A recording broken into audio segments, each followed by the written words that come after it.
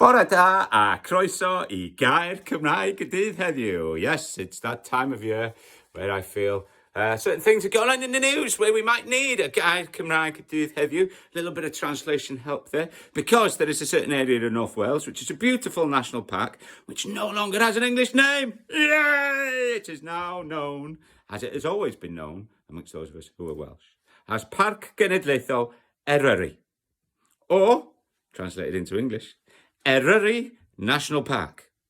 Eryri is the Welsh name for that name, Snowdonia, which is no longer going to be used. Yay! Snowdon doesn't exist anymore. It's Wyddfa. In fact, it's always been Wyddfa. Wyddfa. Eryri and Wyddfa. Eryri, the national park. Wyddfa, Snowdon.